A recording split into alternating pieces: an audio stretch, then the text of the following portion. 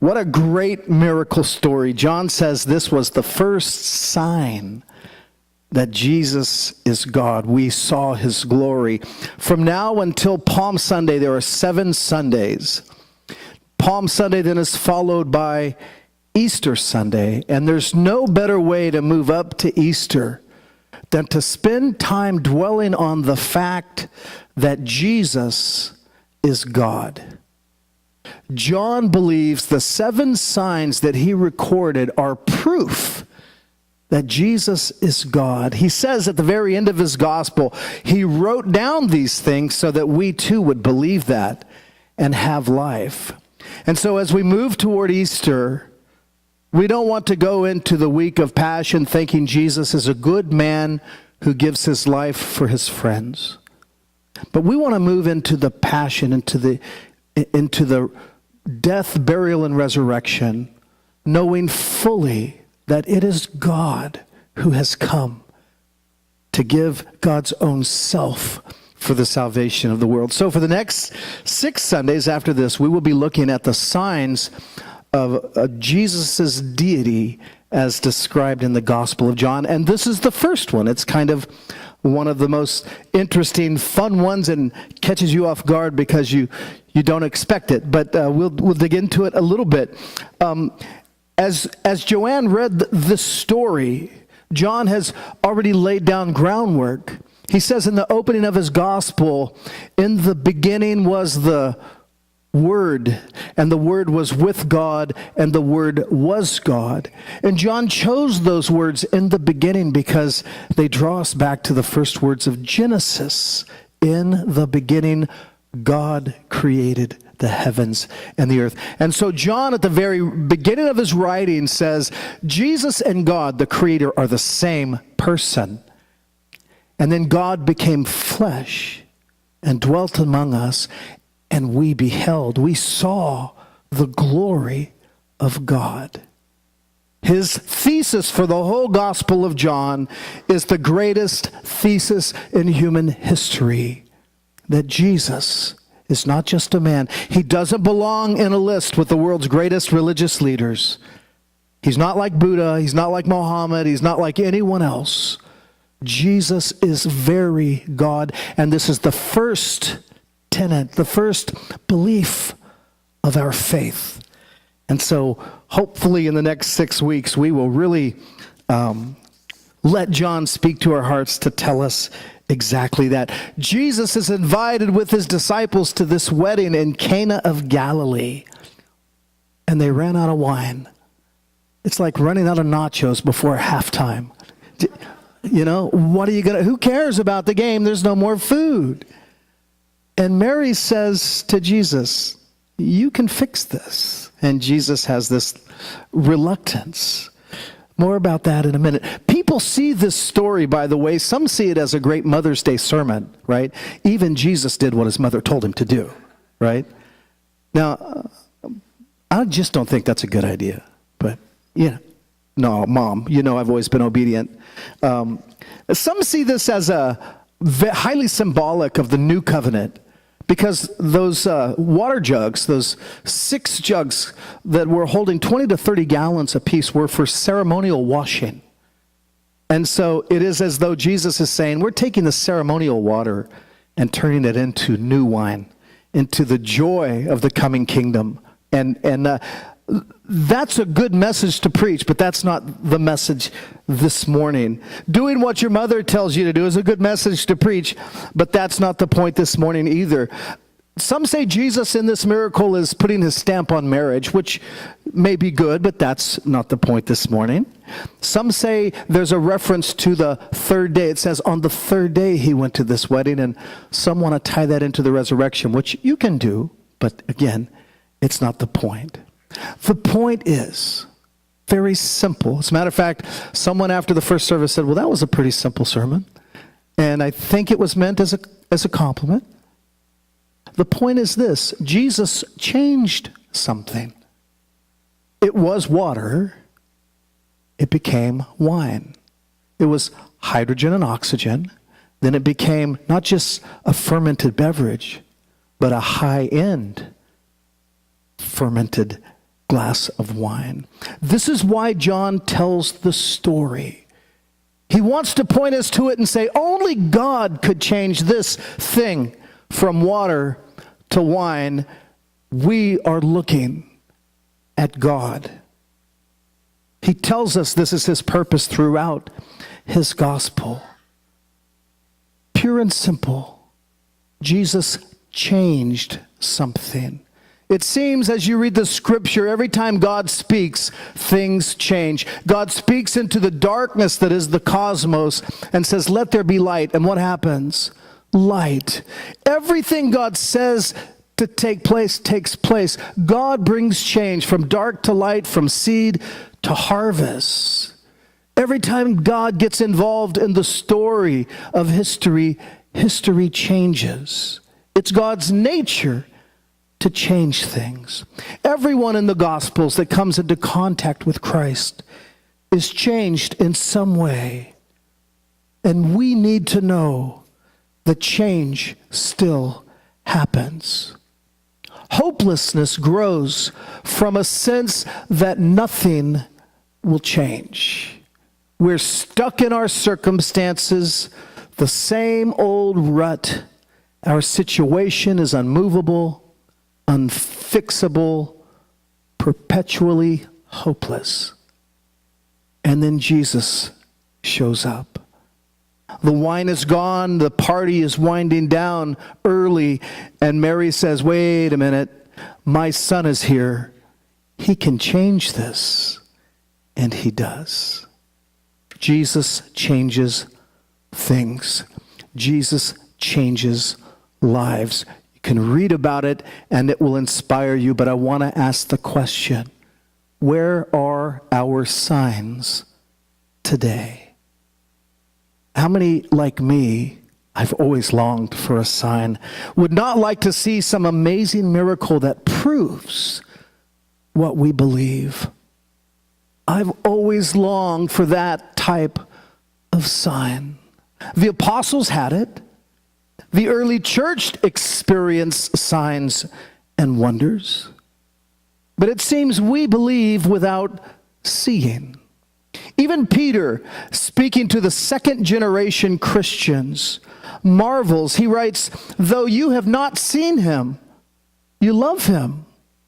And even though you do not see him now, you believe in him and are filled with an inexpressible and glorious joy. How is it that we can so hang our lives on what happened over 2,000 years ago without having a sign ourselves to hang on to? I've wanted a sign since I was very young. A writer of a song, his name is Jason Wade. I was listening to his song. His song is titled Storm. Listened to it last week, and the words fit my sermon. He says, how long have I been in this storm? So overwhelmed by the ocean's shapeless form, water's getting harder to tread, with these waves crashing over my head. If I could just see you, everything would be all right. If I'd see you, the darkness would turn to light, and I will walk on water, and you will catch me if I fall, and I will get lost in your eyes. I've always been jealous of John and the apostles and those who got to see the miracle signs of the deity of Christ. We don't see water changed to wine. We don't get to see 5 loaves and a couple of fish feed a multitude. We don't see people who are dead on Monday walking around on Tuesday. Where are our signs? Do we just believe the apostles' testimony? Is that enough? We have signs. In fact, the point of the gospel in all of history is this: God is still changing things. The miracles or the signs of the presence of Christ are still all around us, particularly the miracle of change. Stories of transformation are everywhere. My daughter Stephanie, when she started Fresno Pacific as an undergraduate, came to know a man named Ivan Paz, P-A-Z, which Paz means peace in Spanish. His full name, Ivan Christian Paz. Ivan is Russian for John. John Christian Peace. What a great Christian name. This boy did not live into his Christian name. At the age of 12, he was arrested on the streets of LA for gang violence. In and out of prison until at the age of 19, fully tattooed and fully emitting the anger and hostility of a gang member. He was given a 5-year sentence at 19 years of age, and he found Jesus Christ in prison. And he began to live into his name. He was transformed. And by the time Stephanie came to know of him, Ivan Paz, he was running with InterVarsity homes for gang members, creating ministries to take the gospel back to the streets and to change lives. If you could see a picture of a before and after picture, it's more stark, more glorious than a glass of water that was turned into wine. The miracle that God still changes lives is our sign of God's presence. Anybody ever know someone who was drastically changed by coming to faith? Any of you were drastically changed by coming to faith?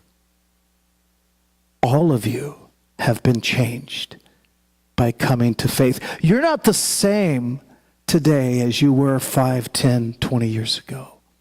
Why? Because Christ's Spirit is working in you to make you into the image of Jesus. And if you care to look, you will see the miracle. And I hope it will give you gooseflesh to know it is a sign of God's presence. Maybe even greater than water being turned into wine.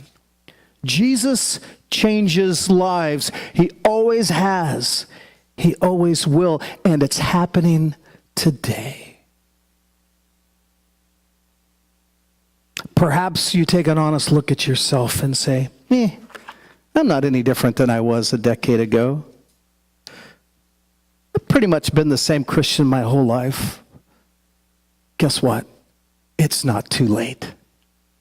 It's not too late. Do you want to change? Do you want to be conformed to the image of Christ? Would you like to look back at yourself from this place forward, look back and say, Jesus changed me? There's a very simple recipe.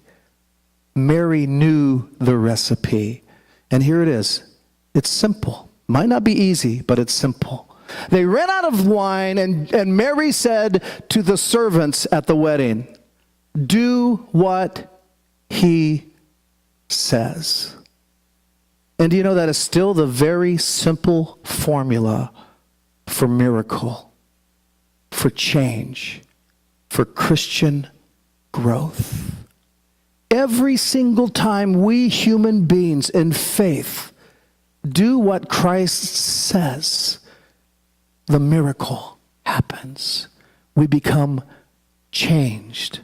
Well, what does he say, Pastor? What does he want me to do? Well, I'm so glad that you asked. This Jesus gives us the recipe for change. He says, be a peacemaker, not a war maker. Bless instead of curse. Don't hate, but love. Don't fight, serve. Doing what he says, just like Mary said, always brings change. And whether it brings change in you as an individual or in our community of faith, your family, this world has a lot that needs to change. How can we ever hope to untangle the messes of evil in our life, without doing what he says. Mary had it right. Very simple instructions indeed. God always brings change. Change always comes from obedience to the word of Christ. Yeah, Pastor, that's pretty simple, but it's profound. And what did they have left over at the end of this wedding? 6 20 to 30 gallon stone jars with 120 to 180 gallons of fine wine. Folks, that party was just getting started. Yeah. Be like the world will feel at the end of the Super Bowl when the Patriots are walking down with their heads slumped like this.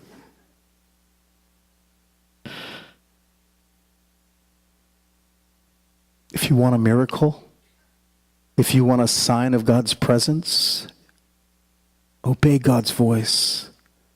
Step back and watch the change. And believe Jesus is God. And with that, I will say, amen.